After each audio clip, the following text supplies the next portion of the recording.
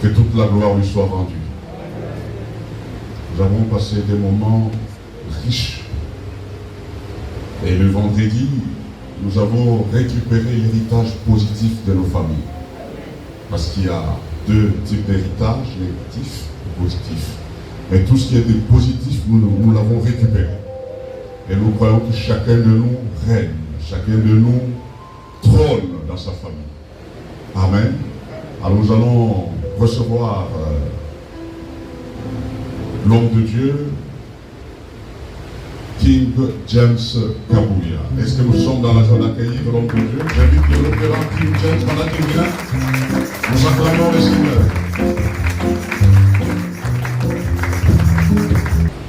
Nous disons Amen. Nous disons Amen. Je vous salue tous dans le nom merveilleux et précieux du Seigneur Jésus. C'est votre Amen qui ne me convainc pas. Amen.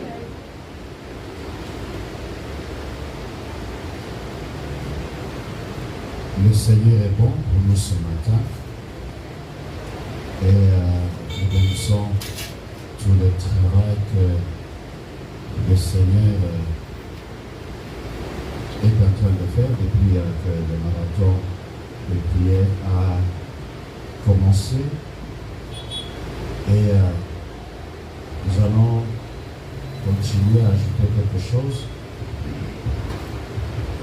sur ce que nous avions commencé à dire depuis le vendredi. Nous avions dit que chaque vie a ses batailles.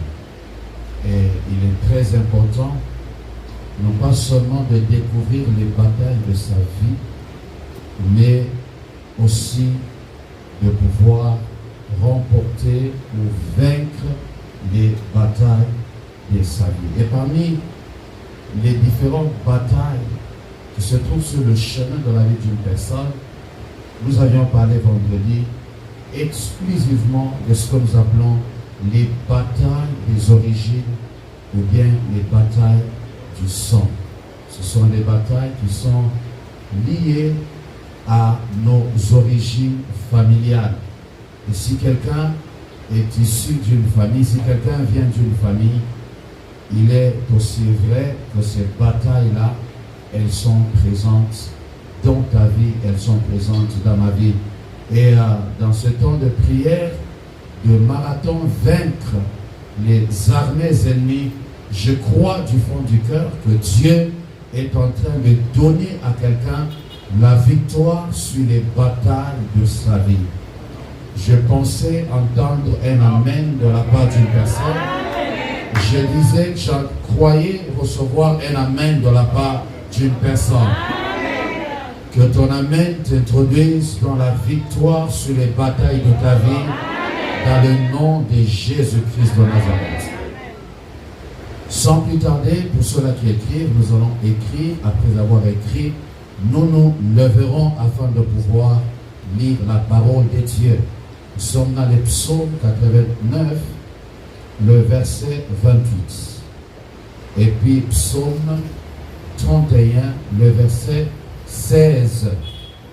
Et puis finalement, Genèse chapitre 49, le verset 22 jusqu'au verset 24. Avec tout le respect que j'ai pour vous, nous nous mettons debout. Nous allons lire la parole du Seigneur.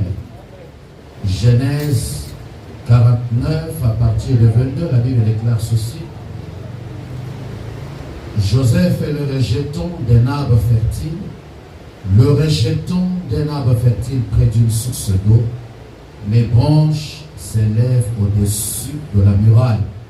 Ils l'ont provoqué, ils ont lancé des traits. Les archers l'ont poursuivi de leur haine. Mais son arc est demeuré ferme et ses mains ont été fortifiées par les mains du puissant de Jacob. Il est ainsi devenu le berger, le rocher d'Israël. C'est l'œuvre du Dieu de ton Père qui t'aidera C'est l'œuvre de Dieu puissant qui te bénira. Des bénédictions des cieux en haut, des bénédictions des eaux en bas, des bénédictions des mamelles et du sein maternel.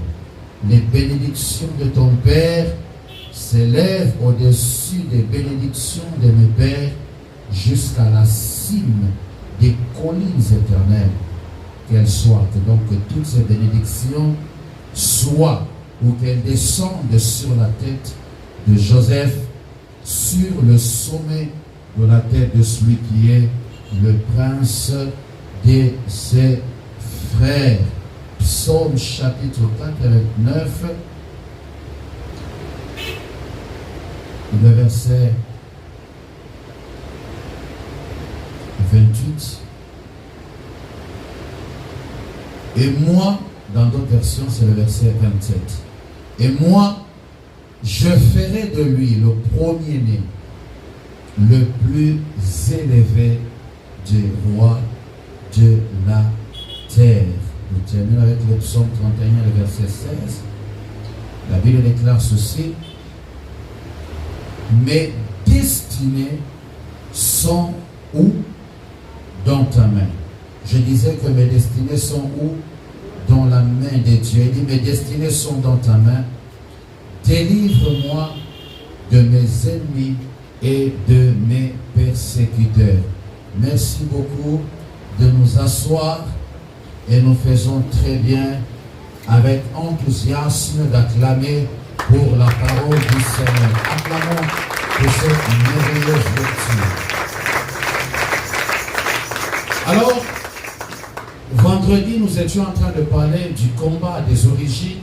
Nous étions en train de parler des combats qui sont liés au sang. Et je crois que le Seigneur, le vendredi, a fait quelque chose de merveilleux au milieu de nous. Il y a plusieurs personnes qui ont été introduites dans la royauté et intronisées en tant que roi par l'onction du Seigneur.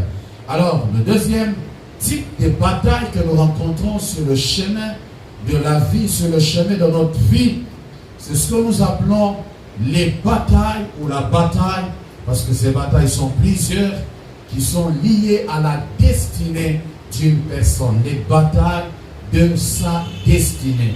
Donc les batailles de ta propre destinée, les batailles de sa destinée. Alors d'une manière brève, je crois que plusieurs fois, ou bien peut-être que chaque jour, ou bien peut-être chaque semaine, nous entendons, que ce soit à l'église, surtout peut-être même en dehors de l'église, nous entendons souvent ce mot destinée, destinée, destinée. Et ce matin, je n'aimerais pas donner des définitions compliquées. Je n'aimerais pas donner des définitions savantes, mais j'aimerais dire tout simplement que premièrement, ta destinée, c'est ce que tu dois être. Est-ce que je peux entendre un bon amen ce matin? Je disais que ta destinée, c'est ce que tu dois être. Ce que je dois être, non pas selon le plan des hommes, non pas selon les plans de mes parents, non pas selon mes propres plans, mais ce que je dois être selon Dieu, selon les plans de Dieu, c'est ce que nous appelons la destinée d'une personne. Et la deuxième des choses, ta destinée, c'est ce que Dieu a d'avance prévu pour que tu deviennes.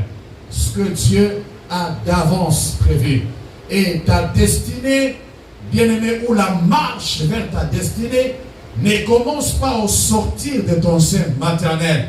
Mais ta destinée, Dieu l'a d'avance préparée. Dieu l'a d'avance conçue. Et cela dès avant même que tu ne sois formé dans le ventre de ta mère. Et à ta naissance, ce n'est que la continuation de la poursuite de ta destinée. Donc ta destinée, c'est ce que Dieu a d'avance préparé pour que tu deviennes. Et alors, bien-aimé, de la même manière que nous avions dit le vendredi, que chaque vie a ses batailles, a ses propres batailles. Et ce matin, j'aimerais ajouter ou confirmer, préciser en disant ceci, que chaque destinée a ses propres batailles. Et le psalmiste est en train de dire d'une part, il dit, Seigneur, mes destinées sont dans ta main. Et ici, nous voyons bien aimé que le mot destinée est utilisé au pluriel parce que dans chaque destinée d'une vie, il y a une dimension de pluralité. De pluralité, pourquoi? Parce que il y a une destinée liée à ta famille, plutôt à la famille. Il y a une destinée liée à ton travail. Il y a une destinée liée à ta santé, une destinée liée à tes finances. Donc, dans chaque domaine de ta vie, bien-aimé, il y a des choses que Dieu a prévues que tu atteignes. Est-ce que je peux recevoir un bon amen de la part d'une personne? Et il dit que mes destinées sont dans ta main. Pourquoi? Parce que c'est la main de Dieu qui a conçu, qui a élaboré, qui a tissé ta destinée. Mais il ne s'arrête pas là. D'autre part, il dit, délivre-moi de mes ennemis et délivre-moi de mes persécuteurs. C'est pour dire à quelqu'un ce matin que cette destinée qui est dans la main de Dieu, parce que c'est Dieu qui l'a faite, parce que c'est Dieu qui l'a élaborée, bien-aimé, avant que tu n'entres dans cette destinée, il y a des batailles que tu dois rencontrer, il y a des batailles que tu dois surmonter, et il y a des batailles que tu dois vaincre. Pour dire à quelqu'un qu'il y a des batailles, il y a des combats qui sont liés à la destinée de ta vie. Pour que tu deviennes ce que tu dois être selon le plan de Dieu. Pour que tu entres dans ce que Dieu a d'avance prévu pour toi, bien-aimé. Cela ne se fera pas avec gratuité. Cela ne se fera pas, Seigneur, et plutôt bien-aimé dans le Seigneur d'une manière gratuite, mais cela se fera au prix des batailles que tu rencontreras, au prix des batailles que tu ne sauras éviter, des batailles que tu devras affronter et que tu devras vaincre.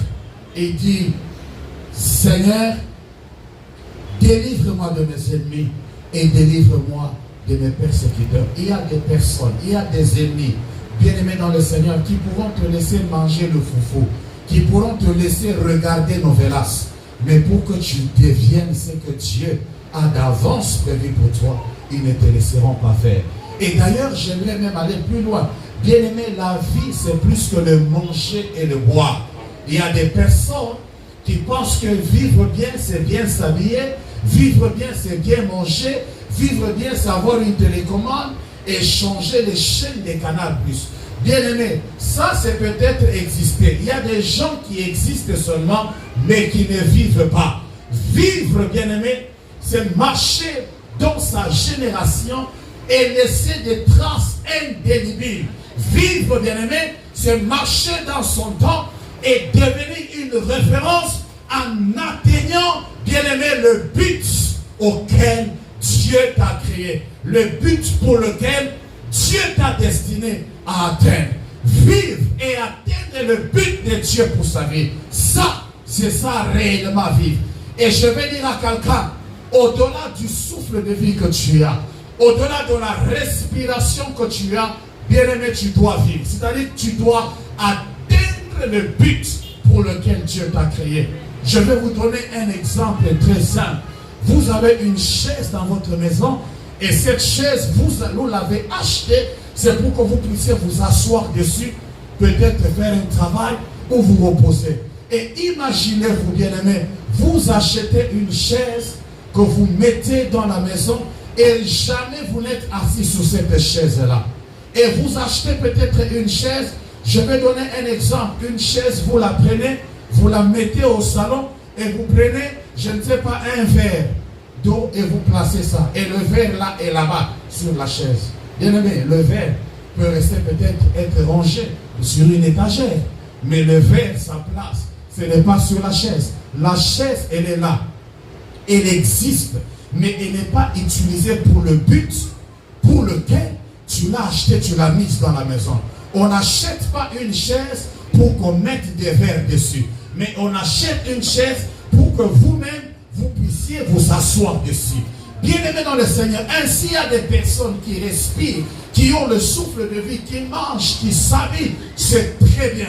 Mais il y a une destinée pour laquelle Dieu t'a créé. Je vais dire à quelqu'un, tu es sur la terre en mission. Je dis, tu es sur la terre en mission.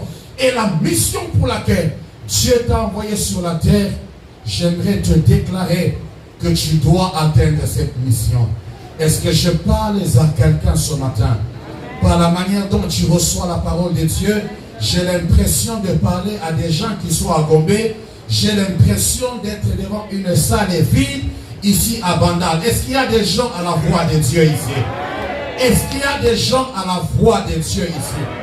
Et je veux dire à quelqu'un, bien-aimé, il y a des batailles qui sont liées à ta vie. Et j'aimerais te dire ce matin, c'est pourquoi Dieu t'a créé, il faut que tu l'atteignes. Oh, je dis, il faut que tu l'atteignes, il faut que tu l'atteignes. Les batailles sont là, les ennemis sont là, les résistances sont là, les résistances sont là. Mais je veux te dire ce matin, malgré cela, il faut que tu entres dans ta destinée. Amen. Je dis, il faut que tu entres dans ta destinée. Amen. Et la Bible, dans les psaumes 89, quand la Bible parle de David, la Bible est en train de dire que Dieu a trouvé un jeune homme et Dieu a oint David. Et la Bible déclare que le bras de l'Éternel le soutiendra. Et la main de Dieu le fortifiera. Amen. Je vais dire à quelqu'un, l'onction de Dieu te rendra capable, te fortifiera, te soutiendra dans les batailles de ta destinée. Je vais dire à quelqu'un, pendant que je parle, je sens qu'il y a une onction dans cette salle. Et l'onction de Dieu sur ta vie, quelles que soient les batailles que tu rencontreras, quels que soient les sorciers qui seront devant de toi, il faut que tu entres dans ta destinée. Pendant, est-ce que quelqu'un peut dire, dans ma destinée? Il faut que j'entre dans ma destinée. Déclare-le encore, il faut que j'entre dans ma destinée. Déclare-le encore, il faut que j'entre dans ma destinée. Que ce que tu as déclaré ce matin t'arrive au nom de Jésus. Je dis que ce que tu as déclaré ce matin t'arrive au nom de Jésus. L'onction de Dieu, c'est une force qui te soutient, qui te tient. Et en anglais, on dit bien to back up. C'est-à-dire qu'une force qui soutient tes arrières. Même si par devant, on veut te faire reculer. Mais la puissance de l'Esprit, the power of Holy Ghost is backing you up. L'onction tient ton dos. Et malgré les vents contraires, elle te pousse vers l'avant. Parce qu'il y a une destinée dans laquelle tu dois entrer. Est-ce qu'il y a quelqu'un qui a une destinée ici? Est-ce que tu peux célébrer Dieu pour la destinée glorieuse de ta vie?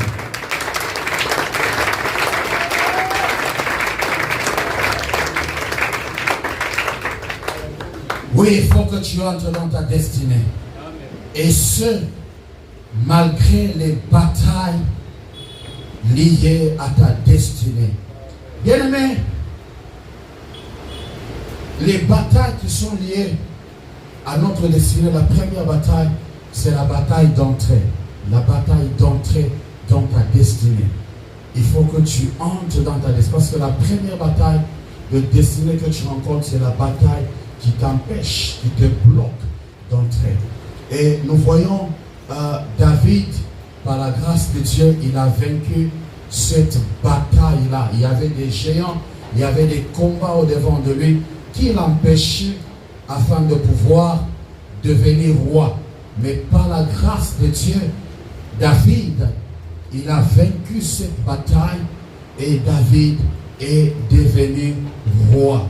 Mais il y a un texte dans la parole de Dieu, c'est dans 2 Samuel, chapitre, je crois, 3, le verset 39, où David pousse un cri, il dit, malgré que j'ai reçu l'onction royale, je suis encore faible. Bien aimé, c'est difficile ou c'est rare d'entendre un roi. Un roi, bien aimé, ce n'est pas un premier ministre. Un roi, il n'est pas élu. Un roi, il n'a pas de mandat défini. Et même quand nous lisons la parole de Dieu, nous voyons que la durée moyenne des rois d'Israël, il régnait pendant 40 ans. Donc s'il règne bien, il pouvait facilement pendant 40 ans être là en train de dominer. Et c'est quelqu'un comme ça qui a toute une armée, qui a une économie, quelqu'un qui a un pays qu'il est en train de gouverner. Il pousse un cri pour dire que je suis faible. Et j'aimerais vous informer une chose. David, lorsque Dieu l'a oint pour qu'il devienne roi d'Israël. Et pour vous rappeler que Israël était composé de 12 tribus. Donc Dieu l'a oint pour qu'il devienne roi de 12 tribus. Et pendant que David a poussé ce cri-là, David n'était pas en train de régner sur 12 tribus, mais David était en train de régner sur 2 tribus seulement. Il était roi de Juda, et en tant que roi de Juda, il régnait sur la tribu de Juda et sur la tribu de Benjamin. Et les 10 autres tribus échappaient au contrôle de David. C'est pourquoi je dis que dans les batailles de la destinée, tu peux vaincre la bataille d'entrée et que tu entres dans ta destinée. Mais il y a la deuxième bataille, bien-aimé, c'est la bataille du maximum.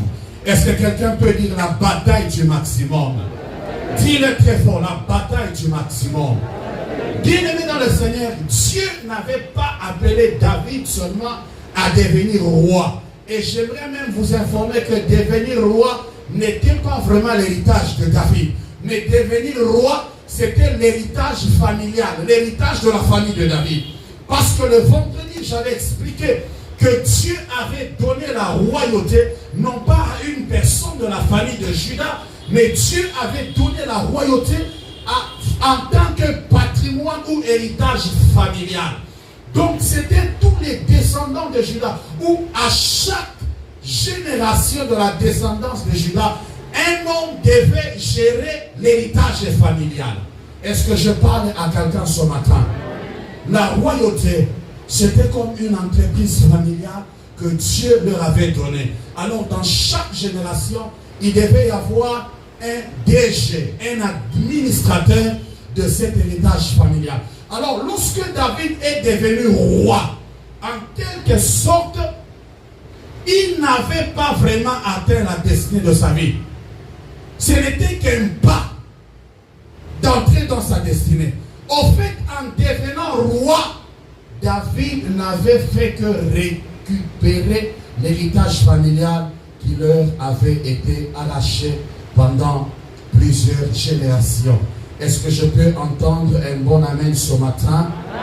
Est-ce que je peux entendre un bon amen ce matin? Amen. Donc, en fait, le vendredi, nous avions dit que pendant 10 générations, la royauté promise à Juda ne pouvait pas être exercée parce qu'il y avait une malédiction de profanation qui s'était glissée dans l'ADN familial. Et lorsque, spirituellement, ces gens passaient au scanner, dans leur sang, il y avait une malédiction de profanation qui leur rendait inaptes au trône. Jusqu'à ce que 10 ans, plutôt 10 générations après, David est devenu le premier roi de Juda. Et en devenant ainsi le premier roi de Juda, David n'avait fait que récupérer le patrimoine familial.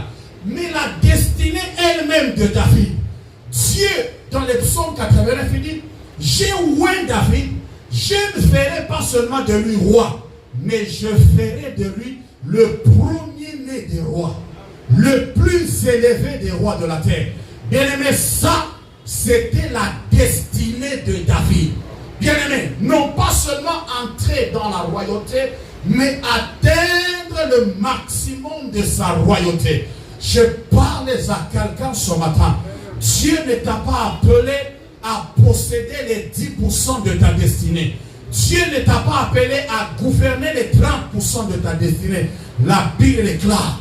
Ce que l'Éternel m'a donné à posséder, ne les posséderai-je pas? Je dis à quelqu'un ce matin, reçois l'onction d'entrer dans ta destinée, Amen. Mais aussi l'onction d'atteindre le maximum de ta destinée. Amen. Il y a des gens qui sont déjà entrés dans leur destinée, mais qui ne vivent que le 15%.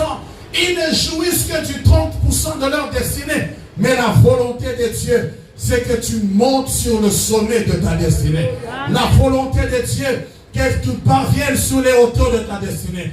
La volonté de Dieu, c'est que tu arrives à gouverner et à jouir du maximum de ta destinée. Dans ta destinée, il y a des hauteurs que tu dois atteindre. Je dis à quelqu'un, il y a des hauteurs que tu dois atteindre. Je dis, il y a des hauteurs que tu dois atteindre. Et pour cela qui étudie l'histoire d'Israël, vous remarquerez ceci, que lorsque David est devenu roi, il a passé une grande partie de sa vie dans des combats, des conquêtes. Pourquoi des combats, des conquêtes? Parce que c'est sous les règnes de David que le territoire d'Israël a atteint sa superficie la plus large. Donc, quand David a remplacé Saül au pouvoir, le territoire que David a trouvé et le territoire que David a légué à Salomon, c'était des territoires différents. Du temps de David, David ne faisait qu'annexer territoire sur territoire. Je suis en train de dire à quelqu'un, dans ta destinée, tu t'étendras à gauche, tu t'étendras à droite, tu t'étendras par devant ainsi que par derrière. Je parle de l'influence de l'Église, la voix de Dieu dans cette contrée.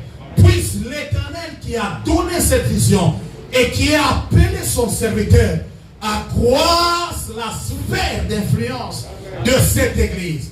Et que cette Église impacte encore plus de vie. Et que la sphère de cette Église s'élargisse encore davantage. Parce que nous devons quitter le minimum pour aller dans le maximum de notre destinée.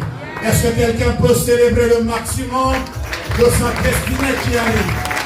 Est-ce que quelqu'un peut célébrer le maximum de sa destinée qui arrive? Et quand je parle du maximum de la destinée, bien aimé, je l'entends clairement dans mon esprit. Le Seigneur me dit que ce matin, il est en train de faire éclater les barrières de plafonnement. Il y a des choses qui te cloîtraient dans une certaine dimension. Il y a des barrières qui plafonnaient le niveau de ta vie, le standing de ta vie, qui plafonnaient ton avoir, tes finances. Ce matin, que ces barrières sautent dans le nom de Jésus. Je dis que ces barrières sautent dans le nom de Jésus. Je les déclare encore que ces barrières sautent dans le nom de Jésus. Je vois quelqu'un quitter un avoir, un revenu mensuel de $200 et shifter à $1,500. Je vois quelqu'un quitter de $10,000 et arriver dans les 50 et nager dans les $80,000. Bien aimé, tu vas me dire comment cela se fera-t-il? L'ange a parlé à Marie. Et elle a dit à Marie que l'ombre du Tout-Puissant te couvrira. The Holy Spirit will overshade your life. Le Saint-Esprit te couvrira de son ombre. Quand l'onction de l'Esprit vient, bien aimé, la limite des impossibilités est brisée. Et nous commençons à naviguer, bien aimé, dans un autre mode. Bien aimé dans le Seigneur, tu peux avoir un téléphone Nokia et aller vers, je ne sais pas, Maluku. À un certain moment, le réseau peut se perdre parce qu'il n'y a pas d'antenne établie là-bas. Lorsqu'il possède un téléphone satellitaire, même lorsque j'entre dans des régions où il n'y a pas d'antenne, tu regardes le téléphone, il shift des modes. Il quitte le mode des antennes ici et il entre dans le mode satellitaire. Et dans le mode satellitaire, qui est antenne ou pas, qui est réseau ou pas, les autres vont monter sur la toiture pour chercher le réseau. Mais lui-même dans un prix, il aura le réseau. Pourquoi? Parce que le mode a shifté. Je suis en train de dire à quelqu'un que ce n'est ni pas ta force, ce n'est ni pas ton intelligence, ce n'est ni pas ta puissance, mais c'est pas la power of Holy Spirit. C'est pas la puissance de l'onction du Saint-Esprit. Où la Bible déclare que le plus petit d'entre eux, il battra 1 millier. J'annonce ce matin que le plus pauvre de cette église ne sera pas un locataire. Oh, cette parole n'est pas à tout le monde, mais celui à qui est destinée cette parole, je libère des mystères ce matin. Que le plus pauvre de cette église ne manquera pas de maison. Il aura une maison en location et il aura une maison pour lui-même. Comment ça se fera? Ça se fera par la visitation de l'onction de Dieu à la voix de Dieu. Voix de Dieu, vous êtes visités ce matin parce que la puissance de l'Esprit de Dieu rendra ces choses possibles. Dieu te veut atteindre le maximum de ta destinée. Oh, je le sens encore clairement dans mon esprit que les barrières des limitations sautent. Bien-aimé, même si tu es locataire, après cette prière, au Kofu qui est la studio, tu ne paieras, tu ne loueras plus un studio. Bien-aimé, je vais te dire, tu sais, Dieu parfois est compliqué. Tu as des défis pour payer une maison de $100, mais Dieu te dit de chercher une maison de $500.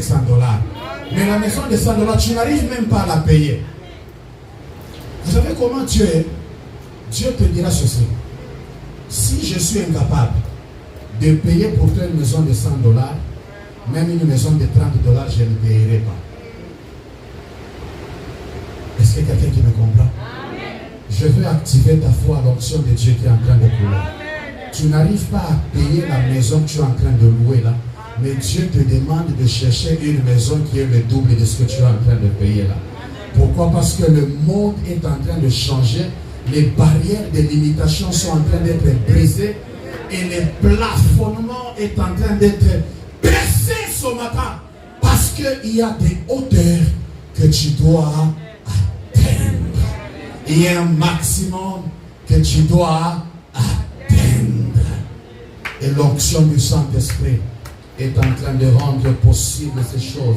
C'est pourquoi j'aimerais dire à quelqu'un bien-aimé ce matin, si tu es Jean-Baptiste, ou bien si tu es Jésus, tu n'auras pas les combats de Jean-Baptiste. Je dis à un Jésus ce matin, ne te compare pas à Jean-Baptiste, parce que Jean-Baptiste est venu comme une voix qui crie seulement dans le désert et qui donne l'adresse du Messie. Mais toi, tu es venu comme quelqu'un dont le salut de plusieurs personnes dépend. Alors, si tu es Jésus, tu n'auras pas les batailles de Jean-Baptiste parce que vous n'avez pas la même destinée. Et c'est ça le problème dans l'église. Il y a des Jésus qui se comportent comme des Jean-Baptiste. Bien-aimé, Jean-Baptiste, sa mission, elle a une portée juste éphémère. Mais Jésus, sa mission, a une portée qui est éternelle. C'est pourquoi, bien-aimé, dans ce marathon comme celui-ci, si on te dit jeûne, il faut le faire. Parce que je sais que j'ai cette dure bataille, parce que ma destinée aussi, elle est glorieuse. Je ne suis pas Jean-Baptiste. Je n'aurai pas le niveau des combats de Jean-Baptiste. Moi, je suis le Messie. Derrière moi, il y a des familles qui doivent être sauvées. Derrière moi, il y a des personnes qui attendent la libération. Alors, je ne blague pas avec la prière. Je ne joue pas avec le jeûne. Je ne joue pas avec ma vie.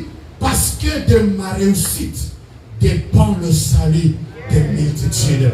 Est-ce qu'il y a un Jésus ce matin ici? Est-ce qu'il y a un Messie ce matin ici? Est-ce que le sauveur d'une famille est là? Est-ce que je dis le sauveur d'une famille est là? Ne regarde pas au combat, mais regarde derrière les combats la récompense qu'il y a derrière ce combat-là. Est-ce que quelqu'un peut acclamer le Seigneur? Bien-aimé, rater sa destinée, c'est rater le but et l'essence même de sa vie. Rater sa destinée, c'est rater même sa mission sur la terre. Bien-aimé, rater sa destinée, bien-aimé, c'est rater même le but pour lequel Dieu t'a envoyé sur la terre. Ainsi, la victoire dans la bataille de la destinée, lorsque nous remportons la victoire, cette victoire nous assure l'accomplissement est la satisfaction du but de notre vie. Tu sens une satisfaction dans ton âme. Cette satisfaction que l'argent ne peut donner, que rien ne peut donner. Mais ton âme est satisfaite parce que tu auras vécu une vie qui en vaut la peine. Est-ce que je suis en train de parler à quelqu'un ce matin? Je suis en train de parler à quelqu'un ce matin. J'aimerais déclarer sur ta vie que tu es né non pas pour manger et ensuite mourir. Même bien-aimé, dans le Seigneur, même les plantes, elles naissent, elles mangent et puis elles meurent. Mais ce n'est pas pour ça que tu es né. Je le dis non à ta place. Amen. Je dis encore non à ta place. Amen. Je dis non à la place de quelqu'un. Tu es né pour une raison. Tu es né pour une mission. Il y a une mission qui est attachée, qui est liée à ta vie sur terre. Il y a une destinée précieuse, une destinée précise que Dieu a fixée comme but à ta vie. Tu dois entrer dans ta destinée et tu dois atteindre le maximum de ta destinée, bien-aimé dans le Seigneur. J'aimerais parler ce matin et en clôturant avec la vie de Joseph. La Bible déclare dans le psaume 49 que Joseph est le rejeton d'un arbre fertile, un rejeton d'un arbre fertile qui est planté près d'une source d'eau et dont les branches franchissent la muraille. La Bible déclare que les archers l'ont poursuivi de leur haine. Donc il y avait des hommes qui étaient munis des arcs et des flèches et qui tiraient, bien aimé, à boulet rouge sur la vie de Joseph, qui tiraient des flèches de haine sur la vie de Joseph. Bien aimé, il y a certains rejets que nous subissons dans la vie à cause de notre destinée qui est glorieuse. Il y a certains abandons que tu subiras dans ta vie. C'est pourquoi je dis toujours dans la vie, ne cherche pas, lorsque tu es avec Dieu, à avoir l'approbation de tout le monde. Ne mendie l'amour de personne. L'amour de Dieu te suffit. Et quand tu es dans le plan de Dieu, ne cherche pas à être aimé par tout le monde. Même Jésus, qui avait une destinée glorieuse, il a dit que les hommes, mon peuple m'a haï sans cause. Parfois tu chercheras pourquoi les hommes te détestent. Bien-aimé, tu ne trouveras rien. Tout simplement pourquoi? Regardez Jésus. On a pris Jésus, on l'a mené à la croix, on l'a cloué. Et comme chef d'accusation, et comme motif de condamnation, ils ont écrit sur la croix de Jésus, Jésus de Nazareth, roi des Juifs. Comme si être roi était un motif de condamnation. Bien-aimé, je veux dire que l'onction royale sur ta tête t'attirera le mépris de certaines personnes. La destinée royale t'attirera certaines crucifixions. Tu seras crucifié par certaines personnes, tout simplement parce que ta destinée est grande et ta destinée est glorieuse. Mais bien-aimés, ayant une destinée glorieuse, écoutez, bien-aimés dans le Seigneur, la Bible déclare que lorsqu'on a tiré sur la vie de Joseph, la Bible déclare que l'arc de Joseph est demeuré ferme. Bien-aimé, je vais dire à quelqu'un, tu ne tomberas pas devant les combats de destinée. Je te le dis encore, que malgré que les combats sont rudes, tu ne succomberas pas. Non, je dis, tu ne succomberas pas face au combat de ta destinée. Bien-aimé, ces jours-ci, il y a une parole que tu as déposée dans mon cœur. Lorsque tu es né, tu n'as laissé personne dans le ventre de ta mère pour que toi tu naisses à sa place. Je vais dire à quelqu'un, tu es né de ta naissance et refuse de mourir de la mort de quelqu'un d'autre. Oh, tu es né de ta naissance de la même manière que personne dans le ventre de ta mère ne t'a envoyé de naître à sa place. Alors personne n'a le droit de prendre ta place sur la terre et t'envoyer dans le séjour des morts. Je suis né de ma naissance et je refuse de mourir de la mort de quelqu'un d'autre. Bien-aimé, tu mourras, mais pas au bas de la montagne. Tu mourras pas accidentellement. Tu mourras pas de la mort de quelqu'un d'autre. Tu mourras de la mort de Dieu, mais installé sur le sommet de la gloire de ta destinée. La Bible déclare que l'arc de Joseph est demeuré ferme. Je dis à quelqu'un, face aux sorciers de ta destinée, tu tiendras ferme. Je dis, tu ne tomberas pas. Bien-aimé, qu'il y ait première vague de Corona, 30e vague de Corona, 50e vague de Corona, 100e vague de Corona. Corona emportera les hommes qu'elle est venue chercher. Corona prendra ceux-là qui sont prenables, mais ton arc restera. Oui! Ton arc restera ferme. Écoutez, je termine en disant ceci. La Bible déclare ceci. L'arc de Joseph est resté ferme, et Joseph est une branche qui franchit la muraille. J'annonce que toute muraille d'obstacles devant ta destinée, tu la franchiras. Tu ne comprends pas. Les obstacles sont là pour que tu les franchisses. Bien-aimé, si tu rencontres un obstacle de 10 mètres, cela veut dire que la hauteur de 12 mètres t'attend. Si tu rencontres une muraille de 15 mètres, cela veut dire que la dimension de ta destinée c'est 20 mètres. J'annonce que toute muraille d'obstacle, tu la franchiras. Tu la franchiras. Tu la franchiras dans le nom de Jésus. Les murailles sont là pour que tu les franchisses. Les murailles sont là pour que tu les franchisses. Et tu franchiras cette muraille dans le nom de Jésus. Et la dernière des choses, la Bible déclare, tu franchiras la muraille. Écoutez bien, aimés dans le Seigneur. La muraille n'est pas seulement l'obstacle. La muraille, c'est aussi la moyenne. On conçoit, on se dit, ah papa dit toi. Tout ce qui dit, ah. Donc nous pensons que nous pouvons nous arrêter ici. Je vais dire à quelqu'un, toi tu ne vivras pas selon la moyenne du Congo. Il y a une histoire que je n'aime pas en géographie, c'est ce qu'on appelle le revenu moyen par habitant. Cette histoire, je n'aime pas ça. Non, la richesse du Congo, c'est autant de milliards. Et puis on divise par autant de millions. Et on te dit qu'un Congolais vit avec moins $1 par jour. Comment moins $1 par jour? Moi, j'ai besoin pour un aller-retour de mettre au moins 10 litres de carburant. Ça, c'est le carburant. Je ne parle pas du crédit. Je ne parle pas du petit déjeuner quand je ne gêne pas. Je ne parle pas de tous les frais. Comment on peut m'imposer à vivre avec $1?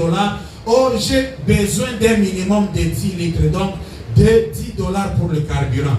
Pour un aller-retour à l'église. C'est pourquoi, au nom de Jésus, fais ça avec moi. Fais ça. Fais ça. Quand tu fais ça, ça veut dire que je n'aime pas. Comment dire à l'égala, je n'aime pas à moi. Cette histoire de revenus moyens par habitant, à moi, je n'aime pas. Moi, je refuse à moi cette histoire-là. Je dis à quelqu'un ce matin, toi, tu dois franchir la muraille, le revenu moyen là par habitant. Toi, tu vivras au-delà. Toi, tu vivras au-delà. Toi, tu vivras au-delà. Toi, tu vivras au-delà. Dans le nom de Jésus-Christ de Nazareth. Je termine mon message en disant que Dieu t'installe dans le maximum de ta destinée.